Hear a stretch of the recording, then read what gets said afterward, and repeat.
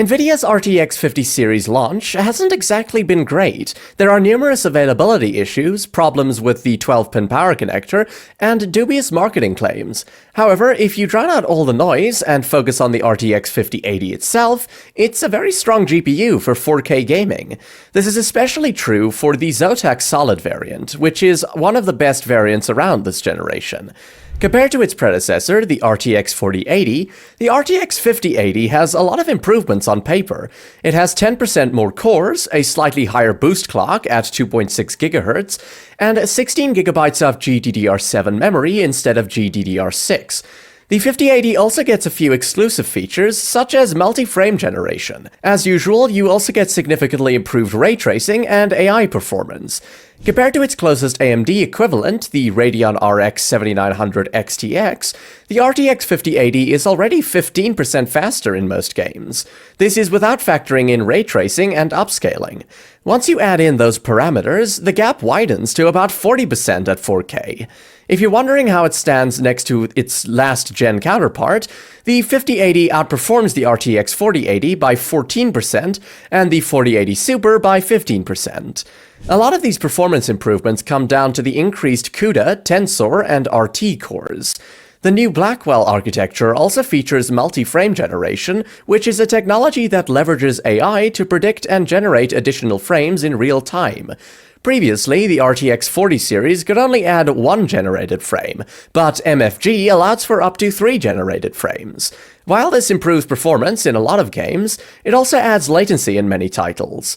For the specific variant, I recommend the Zotac Solid RTX 5080. Usually I'd recommend Asus's high-end line for such a premium graphics card, but this time they've failed to deliver on reliability as their 5080 cards are running into a multitude of issues. Instead, the Zotac Solid is a more robust card with better cooling and durability. It's also quite the looker. The black and gold aesthetic reminds you of the good old Titan XP days, even though the overall footprint is substantially bigger.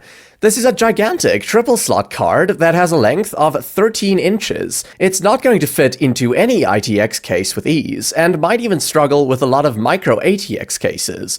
Thankfully, it runs cool thanks to the triple fan design. Out of the box, it comes with a 3x8-pin to 12-volt high-power cable, a GPU support stand, and what Zotac calls a Spectra Link cable for more control over ARGB lighting. Speaking of which, there's only one small RGB zone near the right end of this graphics card.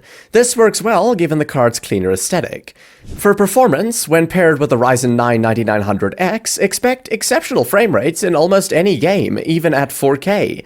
Without ray tracing, the Solid 5080 delivers an average of 97 FPS at 4K. Enabling the highest ray tracing settings at 4K will lower frame rates by quite a bit, but the new DLSS 4 upscaling technology helps to even out the performance there.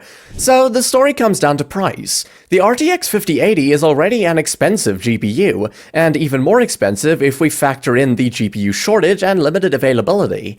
Other options would be an RX 9070 XT, however, while that card is cheaper and has slightly better availability, it's noticeably slower than the RTX 5080, especially at 4K with ray tracing. The Zotac Solid RTX 5080 is a great high-end graphics card if you can buy it. The performance is fantastic, new features such as multi-frame generation are enticing, and the appearance of this card is very premium. To sum up, what I like is the fantastic performance at 4K. DLSS 4 is a game changer, it's quite efficient for an 80-class card, and the high-end design. On the downside, it's extremely hard to find at a good price, and gigantic size limits case choices. Thanks for staying till the end. Remember, you can check current prices in the description below.